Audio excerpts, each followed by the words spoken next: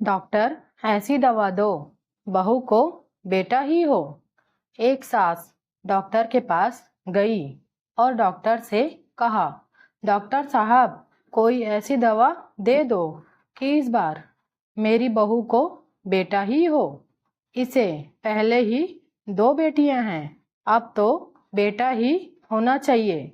Doctor ने उत्तर दिया, medical science में ऐसी कोई दवाई नहीं है। सास ने कहा, तो फिर किसी डॉक्टर के बारे में बता दीजिए। डॉक्टर ने कहा, आपने शायद मेरी बात गौर से सुनी नहीं।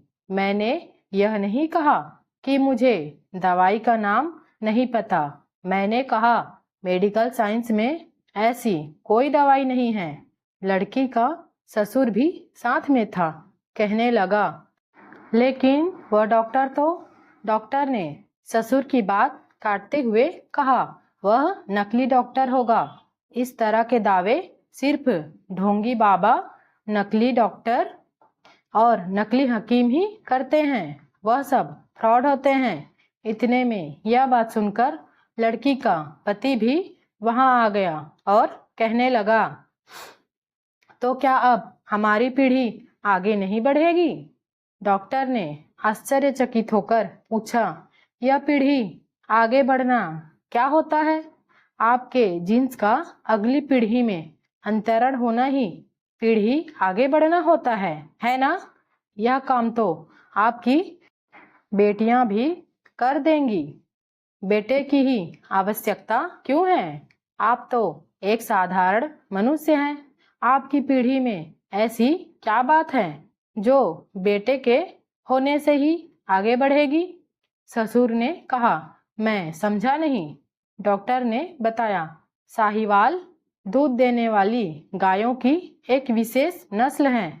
मान लो कि इस नस्ल की सिर्फ एक ही गाय बच जाती है, तो इस बात की चिंता होनी चाहिए कि यदि नस्ल जारी नहीं रहेगी तो अधिक दूध देने वाली गायें खत्म हो जाएंगी। ठीक वैसे ही तोतों में भी एक विशेष प्रजाति के तोते होते हैं जो बातें करते हैं। मान लिया जाए कि इस प्रजाति का सिर्फ एक तोता बच गया, तो चिंता होनी चाहिए कि अगर यह भी मर गया तो यह प्रजाति ही खत्म हो जाएंगी। आप तो दूसरे लोगों की तरह साधारण मनुष्य हैं, तो आप में ऐसी क्या विशेषता है? आपको इतनी चिंता हो रही है कि आपकी पीढ़ी आगे नहीं बढ़ेगी, तो कोई भारी नुकसान हो जाएगा। यह सुनकर ससुर ने कहा, डॉक्टर साहब, कोई नाम लेने वाला भी तो होना चाहिए ना।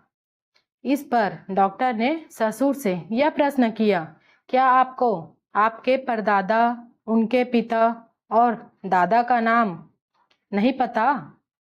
जिस तरह आपको चिंता हो रही है कि आपका नाम लेने वाला कोई होना चाहिए, वैसे ही आपके परदादा को भी यही चिंता हुई होगी। फिर भी आपको आपके परदादा का नाम नहीं पता। ठीक वैसे ही जब आप मर जाओगे तो आपका नाम कोई लेगा या नहीं लेगा, इससे आपको क्या फर्क पड़ेगा? लेकिन अगर आप चाहते हैं कि लोग आपके मरने के बाद भी याद रखें, तो आप कुछ ऐसा काम करें कि जिससे लोग आपको मरने के बाद भी याद करें। कोई पुण्य का काम करें, समाज के कल्याण के लिए काम करें।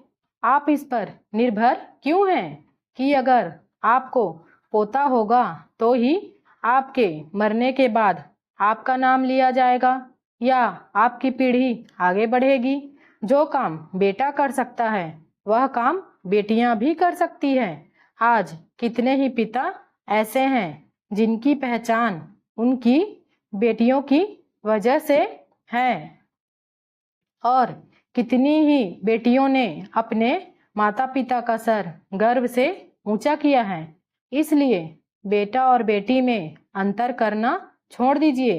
एक बेटे को शिक्षित करोगे तो सिर्फ एक बेटा ही शिक्षित होगा, लेकिन अगर एक बेटी को शिक्षित करोगे तो पूरा परिवार शिक्षित होगा। इस बात को हमेशा ध्यान रखें। डॉक्टर की बात सुनकर लड़की के सास ससुर और पति को अपनी गलती का एहसास होता है और वह चुपचाप वहाँ से चले जाते हैं। आज भी समाज में ऐसी छोटी सोच रखने वाले बहुत से लोग मौजूद हैं जो बेटा और बेटी में अंतर करते हैं और जो बेटियों के माता पिता से कहते हैं क्या आपको बेटा नहीं है, और ऐसे दर्शाते हैं कि बेटा ना होना जैसे कोई गुनाह हो गया। ऐसे कई परिवार भी हैं जिसमें बेटे वाली बहू का मान सम्मान किया जाता है और बेटियों वाली बहू को कम आंका जाता है, जैसे उसने बहुत बड़ा पाप कर दिया हो। समाज की इस छोटी सोच को बदलना बहुत ज़रूरी है। आशा करती हूँ आपको ये छोटी सी कहानी पसंद आई होगी। इस पर आपकी क्या राय हमें कमेंट में ज़रूर बताइए। कहानी को लाइक एवं शेयर करना बिल्कुल भी ना भूलिए। चैनल पे नए हो तो कृपया सब्सक्राइब कर दीजिए। वीडियो को अंत तक देखने के लिए आपका बहुत बहुत धन्यवाद।